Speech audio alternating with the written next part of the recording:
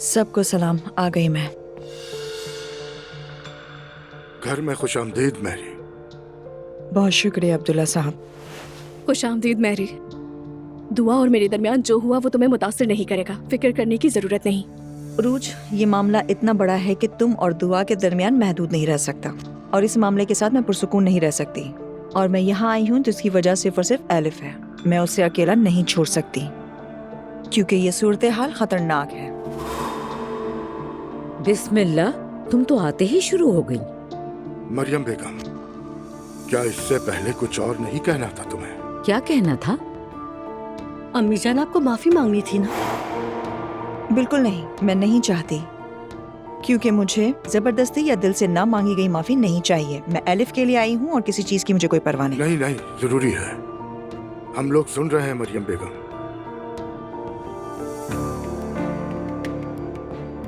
माजरत चाहती हूँ, एक गलत फहमी हो गई थी।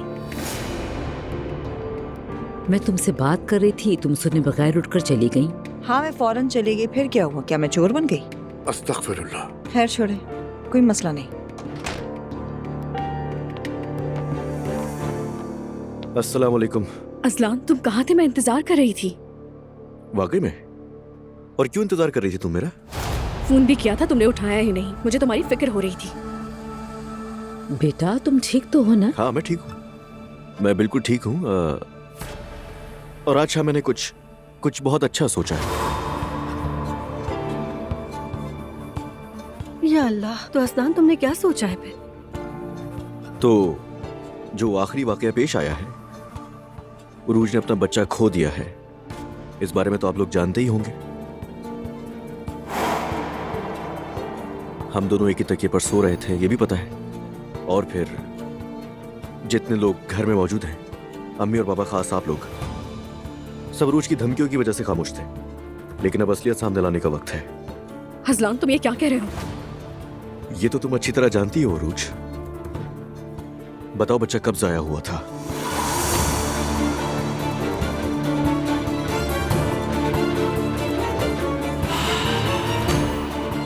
मुझे लगता है दुआ ने तुम्हें भड़काया है। तुम उसके पास गए, तुम्हारी बहन गई, नाइला गई, सब गए, उसने तुम सबको बहका दिया है। सही है ना? फरिश्ते की शक्ल में शैतान है। तुम अपनी हद में रहो। नहीं रहूंगी मैं। देख लिया हमने कौन फरिश्ता है और कौन शैतान। 2 सेकंड पहले यहाँ खड़ी हंस रही थी। उरूज, तुम पुरसुकून रहो, बहकावे में मत आना। मुझे तुम पर यकीन है। अरे अम्मी, आपको इस पर यकीन नहीं है, बल्कि आपको तो ये डर है कि आपके मंसूबे नाकाम ना हो जाए। आपको इसके काले करतूत बिल्कुल भी नजर नहीं आते हैं क्या? इसने इस घर में खुद को खिड़की से फेंककर मुझ पर इल्जाम लगाया। असलान, बस करो। ये भी काफी नहीं था, फिर इसने मार दिया बच्चे को और सोचा कि दुआ पर इल्जाम लगाएगी ताकि सब इसका यकीन करें। झूठ है ये। असलान, पुरसुकून हो जाओ। इस बार मत कहिए अम्मी, मंसूबा नाकाम हो गया आपका। इससे घर में लाने से पहले आप जानती थी ना इसे?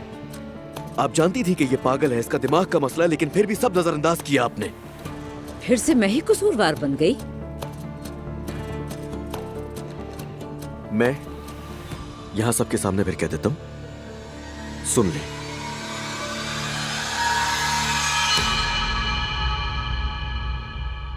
दुआ से मोहब्बत करता हूं। क्या?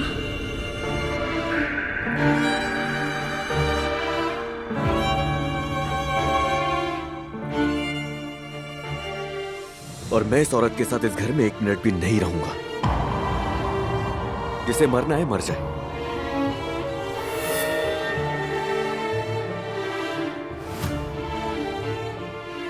और हाँ, जिसे मुझसे रिश्ता तोड़ना है तोड़ दे।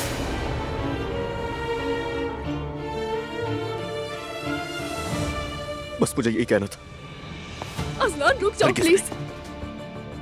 हरगिज़ मेरे करीब मत आना। वो नहीं जा सकता। नहीं, वो नहीं जा सकता। अम्मी,